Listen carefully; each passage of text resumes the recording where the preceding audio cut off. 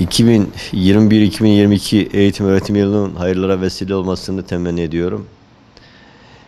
Uzun bir aradan sonra Malatya'mız eğitim öğretim konusunda yüz yüze eğitime başlamış olacak. Anaokulları, okul öncesi dediğimiz kısım ve birinci sınıflar 3 günlük bir eğitim, uyum eğitiminden geçecekler. 6 Eylül itibariyle de biz yüz yüze eğitime başlayacağız. Milli eğitim olarak bütün alanlarda hazır durumda şu anda. Biz okullarımızı dezenfektan, temizlik, maske konusunda toparladık ve tüm ihtiyaçlarımızı karşıladık. Milli Eğitim Bakanlığımız, Malatya Valimiz bu konuda tüm çalışmalarını yakından takip ediyor. Bizler de bu süreci kontrollü ve ayrıntılı bir şekilde takip ediyoruz. Malatya'mız Covid ve pandemiye rağmen önemli başarılara imza attı. Bir de deprem geçirmiş bir şehir olarak düşündüğümüzde aslında bu tür durumlarda akademik başarının düşmesi beklenir. Ama biz Allah'a şükürler olsun ki son 3 yılın üzerine biz akademik başarıda hem LGS'de hem YKS'de Türkiye ortalamasının üzerinde bir sürece girmiş olduk. Bir örnek vermek gerekirse YKS'de ilk 1000'e giren öğrenci sayısı 2019-2020 eğitim öğretiminde 14 iken bugün 2020-2021 eğitim öğretim sonuçlarına baktığımızda 45'e çıkmış. Bu %300 civarında bir başarı demek. Ben bu başarıyı bu hale getiren başta okul müdürlerimize, ilçe müdürlerimize, şube müdürlerimize, öğretmenlerimize, müdür yardımcılarımıza, tüm çalışanlarına, tüm paydaşlarımıza, velilerimize teşekkür etmek istiyorum. Bu ayrıca Malatya için inanılmaz bir motivasyon oldu bizler için. LGS'de Türkiye ortalamasının çok üzerinde bir başarı yakaladık. Bu da fazlasıyla bizi çok memnun etti.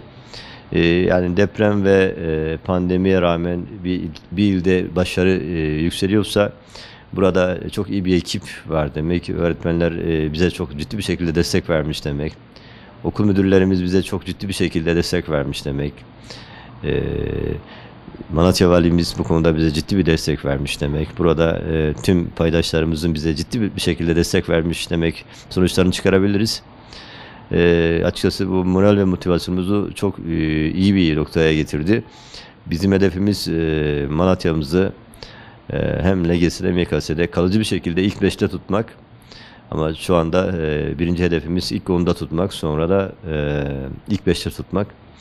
Bu çerçevede tüm hazırlıklarımız, çalışmalarımız, projelerimiz devam ediyor. Bir taraftan da depremden bahsetmişken şunu ifade etmek isterim. Biz şu anda ilkokul, anaokulu, ortaokul, lise olmak üzere 76 civarında projemizi hayata geçirdik. Allah'a şükürler olsun bunların hepsi bir kısmı başladı. Bir kısmı da birkaç ay içerisinde hayata geçecek. Malatya için büyük bir kazanç. Fazlasıyla eğitimdeki sıkışmış bölgeleri rahatlatacağız. Böyle bir çalışmanın sonucunda. Bir diğer husus da 20 bina dediğimiz 40 civarında şehir merkezinde 1970'lerde 60'larda yapılan okullarımız var. Bunların riskli olduğunu ifade etmek istiyorum. Çünkü bunlarda 20 binalarda deprem tahkiki bile yapılmıyor. Biz bu okullarımızı da çok hızlı bir şekilde yıkıp yeniden yapmak istiyoruz. 2022 süreci de bunlarla geçecek. Aslında tüm bunlara baktığımızda aslında Malatya'nın fiziki anlamda yeniden inşa edildiğini, akademik anlamda da yeniden dönüştürüldüğünü söyleyebiliriz. Burada tüm şehrimizin etrafımızdan kenetlemesi, bize sahip çıkması, değer vermesi, eğitimle ilgili alanlarda bize katkı sağlamaları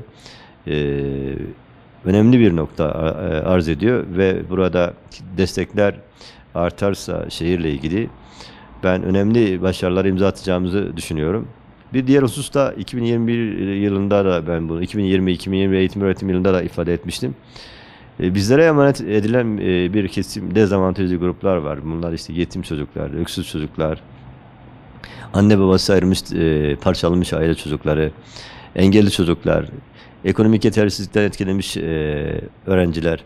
Bizim Malatya'nın bu süre içerisinde tüm öğrencilere sahip çıkması gerekiyor. Bu konuda onların yardımcı kitaplarını almamız gerekiyor. Onlara kaynak desteği sağlamamız lazım. Onların birebir yanında olduğumuzu hissettirmemiz lazım.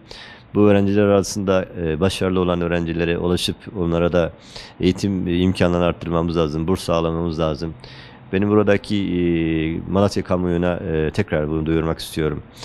Belki de bizim en büyük problemimiz bu alanda Sayın Valimiz de burada bize talimat verdi. Bu öğrencilerimizin mutlaka sistem içinde kazandırılması lazım, sahip çıkılması lazım. Bu öğrencilerimize katkı vermemiz gerekiyor. Ben Malatya kamuoyunun bu konuda bizlere destek vermesi gerektiğini düşünüyorum. Açık bir çağrı bu.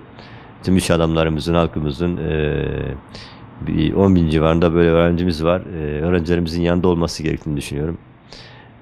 Bunu yenilemek faydalıdır çünkü yetim, öksüz, dezavantajlı öğrenciler bizlere, şehrimize emanet edilmiş kişiler ve bu konuda da ciddi projelerle bu öğrencilerimizin yanında olduğumuzu hissettirmemiz lazım. Bir diğer husus da bana göre şehrin en büyük projelerinden birisi olacak. Biz okullarımızda spor kulüpleri kurmaya başladık. Ben ilk Malatya'da göreve başladığımda spor lisemizde bile spor kulübü yoktu. Ama şu anda Allah'a şükürler olsun 100 tane spor kulübü kurduk. Hedefimiz daha da spor kulüplerinin sayısını arttırmak.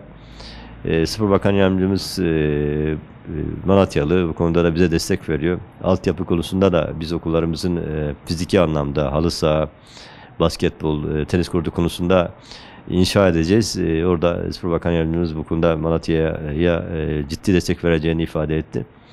Ve sadece 100 kulüp için de 500 bin lira nakdi destek verdiler. Bu önemli bir şey. Öğrencilerimizin yarışmalara, müsabakalara katılması konusunda, onların malzeme ihtiyaçlarını karşılamasında bu 500 bin lira önemli bir katkı sağlayacak. Ben burada başta Spor Bakanımıza, Spor Bakan Yardımcımız İhsan Selim Baydaş'a şükranlarımı arz ediyorum. Biz 2021-2022 öğretimde daha hızlı bir şekilde hem spor, hem kültür, hem sanat, akademik başarı, aynı zamanda fiziki mekanların geliştirilmesiyle ilgili çok güçlü bir şekilde çalışmak istiyoruz. Bir diğer husus, Sayın Bakanımız Mahmut Özer Türkiye'de 10 bin ilkokulu tekrardan şey yapacaklar, proje kapsamında iyileştirecekler. Bunların öğretmenler odasından konferans salonuna kadar tüm alanlarda iyileştirme yapacaklar. Biz de tabii Malatya'da dezavantajlı okullarımızı faydalandıracağız burada. Geldiğimden beri şunu ifade etmeye çalışıyorum, şunu yapmaya çalışıyorum aslında. Biz merkezle çevre arasındaki farkı aza indirmek istiyoruz. Burada çünkü her okulun koşulu, her çevrenin koşulları farklı. Biz bunu ne kadar azaltabilirsek, ne kadar entegre edebilirsek aslında eğitimdeki fırsat eşitliğini de daha da birleştirmiş olacağız, eşitlemiş olacağız. Temel hedefimiz eğitimde fırsat eşitliğini şehrin tüm kesimlerine eşit bir şekilde yayılmasını sağlamak. Sayın Bakanımız Mahmut Özer de bu konuda ciddi bir şekilde çalışmalar yapacak. Bizlere de bu konuda talimatlar verdi. Biz de çalışmalarımızı yapıyoruz. Allah nasip ederse fiziki anlamda, kültürel anlamda dezavantajlı okullarımızın da daha da güçlü bir şekilde merkezdeki okullara yakın bir noktaya gelebilmesi için bakanımızın talimatıyla çalışacağız inşallah. Ben tüm kamuoyunu bir konuda da birleştirmek istiyorum. Bizim maske, mesafe, temizlik kurallarımızın işlemesi gerekiyor. Okullarımızın önünde yığılmaların olmaması gerekiyor. Velilerimizin bu konuda daha duyarlı olması gerekiyor. Bu süreci inşallah suluhiyetle güçlü bir şekilde hep beraber aşarsak yüz yüze eğitimde daha da önemli noktalara gelmiş olacağız ve uzun süre ara verdiğimiz yüz yüze eğitim sürecini bir yıl içerisinde hiç ara vermeden tamamlamak istiyoruz. İnşallah bu salgın da kontrol edilir bir şekilde yürürse hedefimiz Malatya'da tüm kurumlarda, tüm birimlerde yüz eğitimin sürdürülebilmesi için çaba sarf etmektir. Bizim hiçbir yani A planımız, B planımız yok. Tek bir planımız var. Okullar açmak istiyoruz. Yüz eğitime başlamak istiyoruz. Öğrenme kayıplarının önüne geçmek istiyoruz. Bu nedenle de velilerimiz zaten yüz eğitim sürecinde antrenman yaptık beraber. Tam devam edebilmesi konusunda Bize güvenebilirler. Biz hala söylüyoruz, en güvenli mekanlar okullardır. Bizim öğretmenlerimiz, idarecilerimiz bu konuda ciddi bir şekilde çalışmalar yürüttüler. Bu süreçte de velilerimizin bize güvenmelerini rica ediyorum. Okullara öğrencilerin göndermesini rica ediyorum. Okul bahçelerimizin onların çığlıklarla, inintileriyle, sesleriyle neşelenir. Çünkü biz okul bahçelerinde çocuklarımızın sesini çok özledik. Öğretmenlerimiz de öğrencilerini çok özledi. Öğrencilerimiz de öğretmenlerini çok özledi. Biz eski sisteme tekrar geri dönmek istiyoruz açıkçası.